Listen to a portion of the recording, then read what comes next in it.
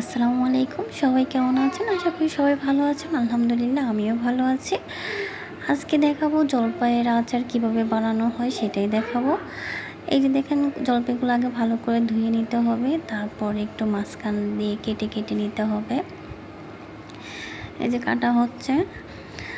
আর এই যে দেখেন আমার শাশুড়ি মাকে বলছে, মা আপনি আজকে আচারটা বানান।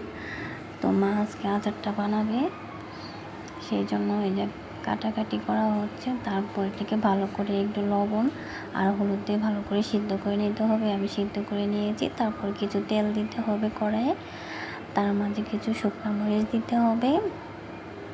এই যে দেখেন শুকনো মরিচ দিয়ে দিচ্ছি বেশি করে, যে যেরকম আর কি ঝাল খেতে পারেন ওরকম আর কি। আমরা টক ঝাল মিষ্টি আচারটা হবে। তারপরে কিছু পাঁচফোড়ন দিয়ে দেব। আর সবাই কিন্তু আমার ভিডিওটা যদি ভালো লেগে থাকে লাইক কমেন্ট শেয়ার করতে কিন্তু অবশ্যই ভুলবেন না। এই যে দেখেন একটু পাঁচফোড়ন দিয়ে দিচ্ছি। এই যে পাঁচফোড়নটা দিয়ে দেওয়া হয়েছে। তারপর একটু সরিষা বাটা আর রসুন বেটে নিয়েছিলাম আগে।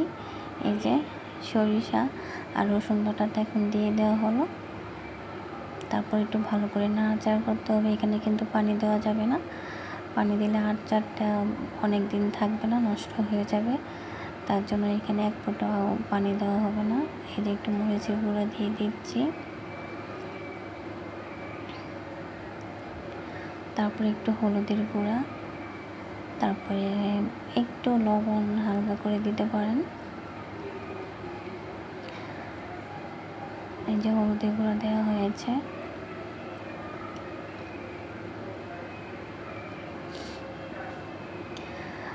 আর এইভাবে আমার পাশে থাকার জন্য সকলকে অসংখ্য অসংখ্য ধন্যবাদ। তারপরে যে জলপাইগুলো দিয়ে দেওয়া হচ্ছে, গাছের জলপাই ছিল, আমার বাবা বাড়ি থেকে নিয়ে আসছিলাম। জলপাইগুলো অনেক বড় বড় ছিল, মাশাআল্লাহ।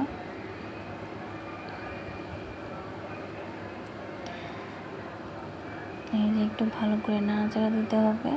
তারপর গুড় দিয়ে দিচ্ছি, আখের গুড় দিয়ে দেওয়া হচ্ছে।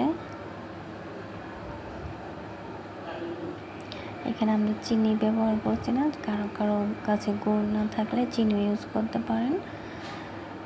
এই যে গুড়টা দিয়ে ভালো করে নাড়াচাড়া করে নেব।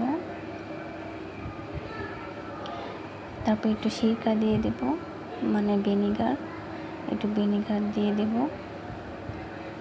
যাতে আচারটা ভালো থাকে, এটা দীর্ঘ সময় পর্যন্ত ভালো থাকে।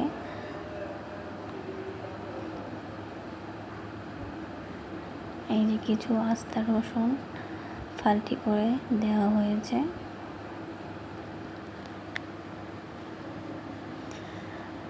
আর আচারটা সবার কাছে কেমন লেগেছে অবশ্যই অবশ্যই কমেন্ট করবেন।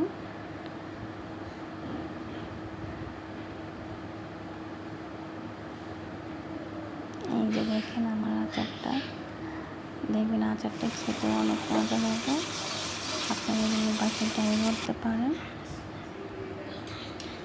দেখেন আচারটা অনেক সুন্দর, দেখি কতটা লোভনীয় লাগছে।